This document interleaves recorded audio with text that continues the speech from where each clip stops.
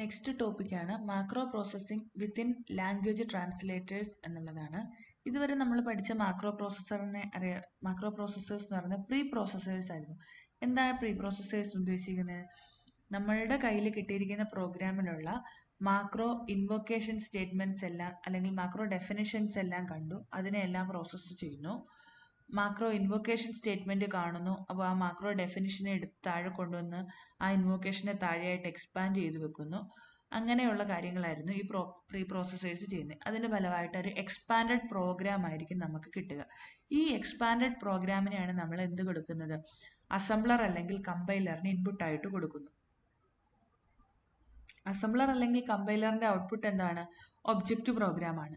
അതിനെ നമ്മൾ ലിങ്കറിന് കൊടുക്കുന്നു. ലിങ്കർ അതിനെ പല മൊഡ്യൂൾസുകളെ തമ്മിൽ ലിങ്ക് ചെയ്യുന്നു. അവിടെ നിന്നും ലിങ്ക് ചെയ്ത പ്രോഗ്രാം ലോഡറിന് കൊടുക്കുന്നു. ലോഡർ മെമ്മറിയിലേക്ക് ലോഡ് ചെയ്യുന്നു. ഇങ്ങനെയായിരുന്നു നമ്മൾ ആ സ്റ്റെപ്പ് ഓർഡർ പഠിച്ചിരുന്നത്. അപ്പോൾ എന്താണ് പ്രീ പ്രോസസ്സേഴ്സ് ചെയ്യുന്നത്? തന്നിരിക്കുന്ന പ്രോഗ്രാമിലെ മാക്രോ ഡെഫിനിഷൻസിനെ പ്രോസസ്സ് ചെയ്യുന്നു, മാക്രോ ഇൻവൊക്കേഷൻസിനെ എക്സ്പാൻഡ് ചെയ്യുന്നു. അതിന്റെ ആസ് എ റിസൾട്ട് എന്തുണ്ടാകുന്നു? ഒരു എക്സ്പാൻഡഡ് പ്രോഗ്രാം ഉണ്ടാകുന്നു, which is given as the input to either assembler or compiler. അങ്ങനെ നമ്മൾ കൊടുക്കുകയാണ് ചെയ്യാറുള്ളത്. ഇതാണ് പ്രീ പ്രോസസ്സേഴ്സ്. എന്നാൽ ഇവിടെ നമ്മൾ പറയുന്നത് ഈ അസംബ്ലർ അല്ലെങ്കിൽ കമ്പൈലറിനോട് ചേർന്ന് തന്നെ എന്താണ് മാക്രോയെ പ്രോസസ്സ് ചെയ്യാനുള്ള കാര്യങ്ങളിലൂടെ വരികയാണെങ്കിൽ അതിനുള്ളതിനെയാണ് ലൈൻ. അതിനുള്ള രണ്ട് എക്സാമ്പിൾ ആണ് ലൈൻ ബൈ ലൈൻ മാക്രോ പ്രോസസ്സറും ഇന്റഗ്രേറ്റഡ് മാക്രോ പ്രോസസ്സറും. Line by line macro processor കേൾക്കുമ്പോഴേ മനസ്സിലേക്ക് വരണം. എന്താണ്? ലൈൻ ബൈ ലൈൻ ആയിട്ട് ഓരോ ലൈനിനെ എടുക്കുന്നു, അവിടെ എന്ത് ചെയ്യുന്നു? Read the source programme. ആ മാക്രോ ഡെഫിനിഷൻസ് ഉണ്ടെങ്കിൽ അതിനെ പ്രോസസ്സ് ചെയ്യുന്നു, അതിനെ എക്സ്പാൻഡ് ചെയ്യുന്നു, എന്നിട്ട് എന്ത് ചെയ്യുന്നു? ഒരു ഇൻപുട്ട് അല്ലെങ്കിൽ ഒരു എക്സ്പാൻഡഡ് ഫയൽ ആക്കുകയല്ല, ഡയറക്റ്റ് ആയിട്ട് ഇതിനെ എന്ത് കൊടുക്കുന്നു?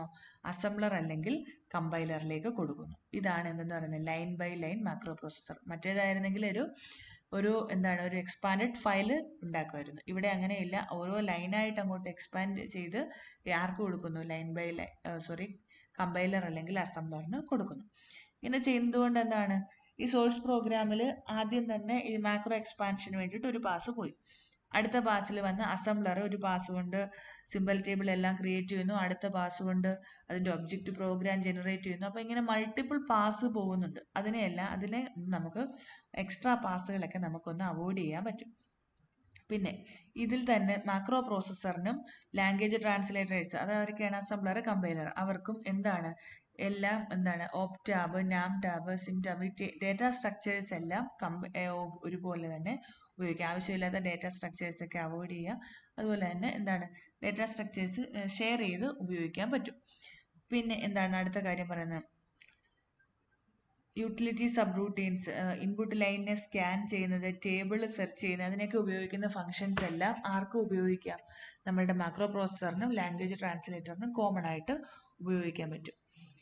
അതുപോലെ it is easier to give diagnostic message related to the source statement. ഇത്രയും കാര്യങ്ങളാണ് line by line macro processor. Line by line എന്താ ചെയ്യുന്നത്? ഓരോ ലൈനിനെയും റീഡ് ചെയ്യുന്നു, പ്രോസസ്സ് ചെയ്യുന്നു, ഇൻവൊക്കേഷൻ ആണെങ്കിൽ എക്സ്പാൻഡ് ചെയ്യുന്നു, അതിന്റെ ഔട്ട്പുട്ട് ലൈൻ ബൈ ലൈൻ ആയി തന്നെ ആർക്ക് കൊടുക്കുന്നു? ലാംഗ്വേജ് ട്രാൻസ്ലേറ്ററിന് കൊടുക്കുന്നു. അഡ്വാൻറ്റേജസ് പറഞ്ഞു. ഇനി അടുത്ത സാധനമാണ് integrated macro processor. Integrated macro processor ഇതൊരു ഫോർട്രാനിലുള്ള സ്റ്റേറ്റ്മെന്റ് ആണ് ഈ കാണുന്നത്. എക്സാമ്പിൾ ആണ് കാണുന്നത്. Do 100 i = 1 to 20. ഇതിൽ എന്താ ഉദ്ദേശിക്കുന്നത്? 100th ലൈൻ എക്സിക്യൂട്ട് ചെയ്യുക, ഐയുടെ വാല്യൂ 1 തൊട്ട് 20 ആകുന്നത് വരെ. ഇതൊരു ടിപ്പിക്കൽ ഡു സ്റ്റേറ്റ്മെന്റ് ആണ്, ഫോർട്രാനിലുള്ള ഡു സ്റ്റേറ്റ്മെന്റ് ആണ്. അടുത്ത സ്റ്റേറ്റ്മെന്റ് നോക്കൂ. Do 100 i = 1. ഇവിടെ നമ്മൾ ലിമിറ്റ് പറഞ്ഞെടുത്തിട്ടുണ്ടോ? i = 1 to 10 എന്നോ 1 to 20 എന്നോ പറഞ്ഞെടുത്തിട്ടില്ല. അപ്പൊ എന്താണ്? ഇത് ഡു സ്റ്റേറ്റ്മെന്റ് അല്ല, ഇതൊരു അസൈൻമെന്റ് സ്റ്റേറ്റ്മെന്റ് ആണ്. ഇവർ അതിനെ എന്താണ് ചെയ്യാന്ന് ചോദിച്ചാൽ do100i എന്ന് പറയുന്ന ഒരു വേരിയബിൾ ആയിട്ടാണ്. ഫോർട്രാനിൽ ബ്ലാങ്ക്സിനെ കാര്യമായിട്ട് കരുതുന്നില്ല. അപ്പം do100i എന്ന് പറയുന്ന വേരിയബിളിന്റെ വാല്യൂ ആണ് 1 എന്നായിരിക്കും എന്ത് ചെയ്യുക? അതിനെ മനസ്സിലാക്കി എടുക്കുന്നത്. എന്താ ഇതിൽ പറഞ്ഞ കാര്യം എന്ന് ചോദിച്ചാൽ, ഈ ഒരു സ്റ്റേറ്റ്മെന്റിന്റെ ബാക്കിയുള്ള ഭാഗവും കൂടെ കാണാതെ അവരെന്താണ് ആ ഒരു സ്റ്റേറ്റ്മെന്റിനെ ഇന്റർപ്രറ്റ് ചെയ്യുന്നില്ല. ബാക്കി ഈ 1 to 20 വരെ കാണുമ്പോഴേ ഇത് ഡു സ്റ്റേറ്റ്മെന്റ് ആവുന്നുള്ളൂ. ഈ 1 മാത്രമേ ഉള്ളൂ എന്നുണ്ടെങ്കിൽ ഇതൊരു സിമ്പിൾ അസൈൻമെന്റ് സ്റ്റേറ്റ്മെന്റ് ആണെന്ന് പറയാം. അപ്പൊ എന്താണ് പ്രോപ്പർ ആയിട്ടുള്ള ഒരു ഇന്റർപ്രിട്ടേഷൻ എന്ന് പറയുന്നത് എന്താണ് ഫുൾ സ്റ്റേറ്റ്മെന്റ് കണ്ടതിന് ശേഷം മാത്രമേ തീരുമാനിക്കുന്നുള്ളൂ. ഇങ്ങനെയൊക്കെ ചെയ്യണം എന്നുണ്ടെങ്കിൽ ഒരു ഓർഡിനറി പ്രീ പ്രോസസർ കൊണ്ട് ഇങ്ങനെ ഒരു ഇന്റർപ്രിട്ടേഷൻ ഒന്നും ചെയ്യാൻ പറ്റില്ല.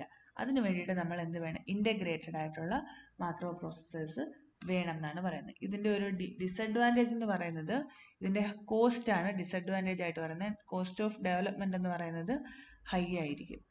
ഇത് നമ്മൾ ഓരോ കമ്പൈലർ അല്ലെങ്കിൽ ഓരോ അസംബ്ലർ ആ ലാംഗ്വേജ് ട്രാൻസ്ലേറ്ററിനോട് അതിന് മാച്ചാകുന്ന രീതിയിലാണ് നമ്മൾ ഓരോ എന്ത് പറയുന്നത് ഇന്റഗ്രേറ്റഡ് പ്രോസസ്സേഴ്സ് മാക്രോ പ്രോസസ്സേഴ്സിനെ ഡെവലപ്പ് ചെയ്യേണ്ടത്. അപ്പോൾ അതിന് കോസ്റ്റ് ഓഫ് ഡെവലപ്മെന്റ് എന്ന് പറയുന്നത് ഹൈ ആയിരിക്കും. അതാണ് അതിന് പറയുന്ന ഒരു ഡിസഡ്വാൻറ്റേജസ്. ഇത്രയേ ഉള്ളൂ ലൈൻ ബൈ ലൈൻ മാക്രോ പ്രോസസ്സറും ഇന്റഗ്രേറ്റഡ് മാക്രോ പ്രോസസ്സറും. Thank U.